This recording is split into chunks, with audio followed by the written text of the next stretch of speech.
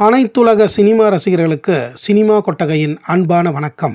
1940ஆம் ஆண்டு வெளிவந்த அனைத்து படங்களையும் வரிசையாக பார்த்து வருவதில் இப்போது நாம் காண இருக்கும் திரைப்படம் ஷியாம் சுந்தர் என்னும் ராதையின் காதல் என்ற திரைப்படமாகும். இந்த படத்தினை லக்ஷ்மி சினிடோன் என்ற பட நிறுவனத்தின் சார்பாக என் வேணுகோபால், பி.டி. படேல் என்ற இருவர் தயாரித்திருக்கின்றார்கள். ஏ.கே. கபூர் என்ற வட இந்திய இயக்குனர் இந்த திரைப்படத்தை இயக்கியிருக்கிறார்.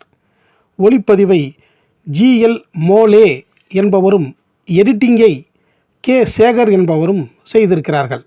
இப்படத்தின் கதைக்கரு என்னவென்றால், வைணவ கடவுளான விஷ்ணுவின் அவதாரங்களில் ஒன்றான கிருஷ்ண அவதாரத்தின் காதலையும் அதன் முடிவில் ஏற்படும் திருமணத்தையும் சொல்லும் புராண கதையை அடிப்படையாக கொண்டு எடுக்கப்பட்டிருக்கிறது. உத்தரப்பிரதேச மாநிலம் மதுரா மாவட்டத்தில் உள்ள விருந்தாவன் என்று வட இந்தியர்களால் அழைக்கப்படும் பிருந்தாவனம் கோவில் உருவான வரலாற்றை எடுத்து சொல்லும் விபரமான பக்தி படமாக இந்த ஷியாம் சுந்தர் திரைப்படம் எடுக்கப்பட்டிருக்கிறது. ஷியாம் சுந்தர் என்றால் கருப்பான அழகன் என்ற பொருளாகும்.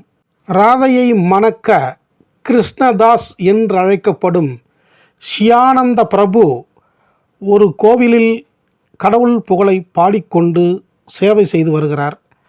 அவருக்கு ஒரு அழகிய கொலுசு கிடைக்கிறது. அது ராதையின் கொலுசு. ஆனால் ராதை அதை மாறு வேடத்தில் வந்து கேட்கிறாள்.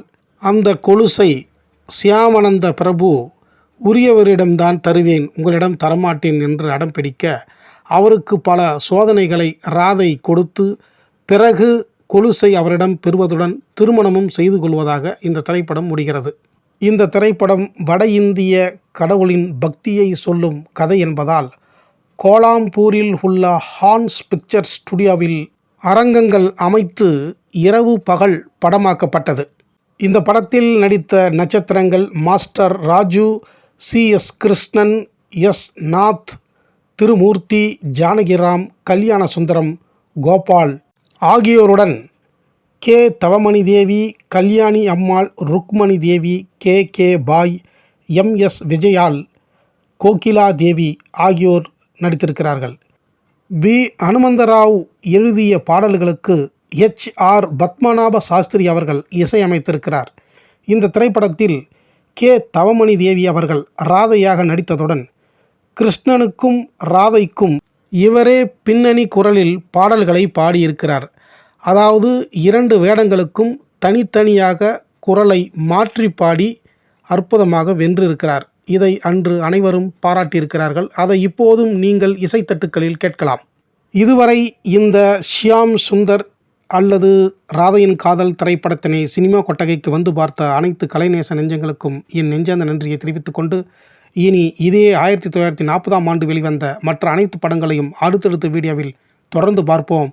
நீங்களும் பார்த்து உங்களின் ஆதரவை வழங்குங்கள் என்று கேட்டுக்கொள்கிறேன். நன்றி, வணக்கம்.